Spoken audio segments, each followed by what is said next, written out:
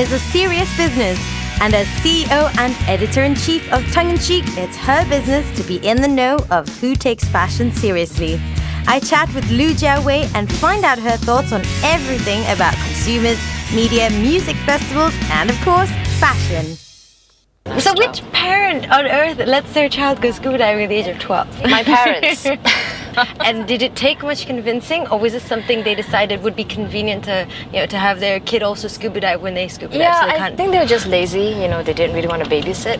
So they probably be like, oh, we'll just take the kids along with them. Let's just get them certified, and so they can dive with us. We can worry about them when they're in the ocean with us. But the funny thing is, my dad actually had this little dog leash that he used to attach onto my BC when we were diving, so I wouldn't stray too far. So every time I kind of like floated a little bit too far away, he kind of just pulled me back. So I was kind of afraid of sharks, but other than that, I thought it was kind of cool. It didn't really seem out of the ordinary because we always had a very active childhood. I was born in Johor, actually, JB, and then my parents moved to Ipoh when I was a kid. So just like any other Chinese person in KL, I am from Ipoh originally. I grew up most of my life there, and moved to KL, I guess, for greener pastures. And how's that fared for you? It's fared pretty well. I have to say, I think I have a very eclectic career path. I've designed sets, I've been a shoe buyer, and now I own a fashion media site called Tongue and Chic.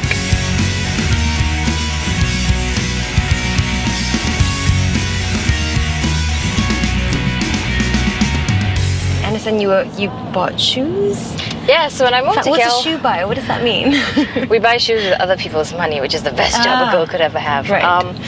Now, a shoe buyer, I worked for Bata, the shoe company, and essentially what we did was we traveled a lot to the manufacturing epicenter of the world, which is China, and we bought a lot of shoes that were sold in all of the Bata stores. So it was part design, part business. You had to pick out shoes that you feel that people would appreciate, also shoes that you would love to buy yourself, and then put it in the Bata stores and also manage your inventory after that. So you get paid to shop? Yes, pretty much. When would you leave and move on with your life, I got bored. You were bored of shopping? Yeah. Okay. What were you thinking when you left exactly? Did you have something specific in mind?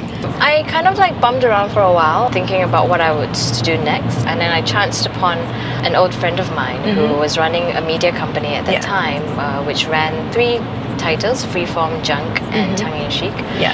And he asked if I wanted to come work with him to set up a creative consultancy business who would consult brands on creating offline campaigns for their products and various different activities for urban KL. Yeah. So then I said yes, and I joined their company, and I worked there for about 2 years. Okay. And actually ended up, at the end of that, buying over one of their titles, which is Tongue and Chic, which I now currently run. Yeah.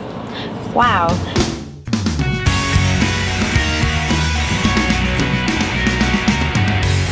So tell me a little bit more about your time when you were studying in Massachusetts. Truly what I call a zero consequence experience. You can really do whatever you want, whenever you want, and not really have to worry about reality. Because it's a bit of a bubble. So I think I love my university days because I didn't really learn much, but it really taught me how to think critically, and I think that is perhaps the most important thing. When you say you didn't really learn much, you mean academic-wise? Life lessons, and I think how to talk to people. I think that was perhaps the most valuable thing that I got out of it. But the rest of it, you can read it on the internet, you can read it in books, I don't really believe that you need to immerse yourself in an institution in order to be able to teach yourself those things. Yeah. You did study in a local school here? Yes, I did. So, if you were to compare the two, would there be anything that you feel or we could bring to the table in a local context? If anything, I think our local education really lacks a level of creativity. I think we put far too much importance on formulaic education, science, math. It's all so segmented. So I think that creative thinking and inspired thinking should be cultivated at a very, very young age.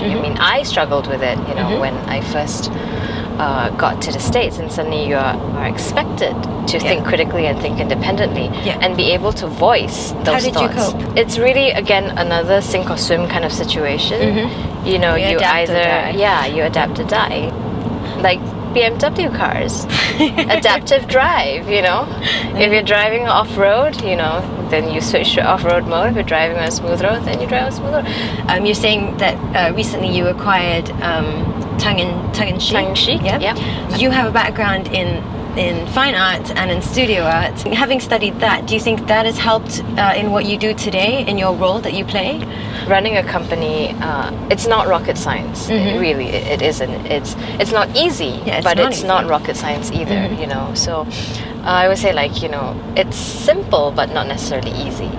If you're able to think critically, if you have a really firm understanding of common sense in its truest form, I think you can do pretty well. And if you believe in that, then there's nothing you can't really achieve. In Malaysia itself, do you think that we have a very good climate and environment for businesses like, you know, like what you have to thrive at this point in time?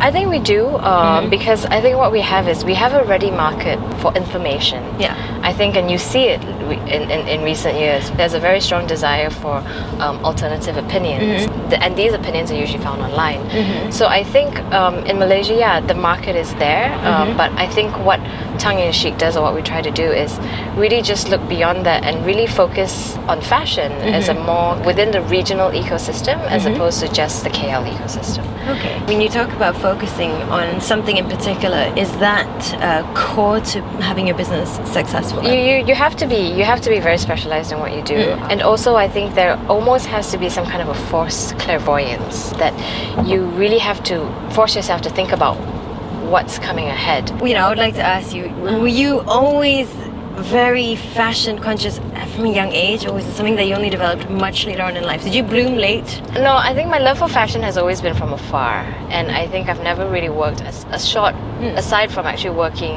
in Bata as a shoe buyer, I've never really kind of worked in the fashion industry. And so it's always been from a consumer's, I've always enjoyed it or consumed it.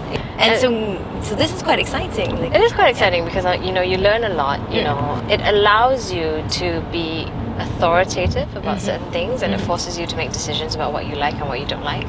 Do you follow trends? I mean, are trends very important for you? Yes, trends are very important to us, and we do follow them. So you look east, or do you look towards Europe? I think it's really both. I think when it comes to consumer trends, you know, it's we look very much to the east, but when it actually comes to luxury fashion and actually the fashion trends, it's still very much dominated by the West. Okay. So I think that's where the balance is. I think we should really stop and really, you know, take time to understand your body and experiment a little with dressing. Like, don't wear what your friends are wearing, or don't wear what the magazines tell you to wear. I always believe that you get to a certain point in life where nothing really phases you anymore. It doesn't mean that you cease to be amazed by things, but nothing really phases you anymore. And I that's think when you I want get to that point, that's probably when I will do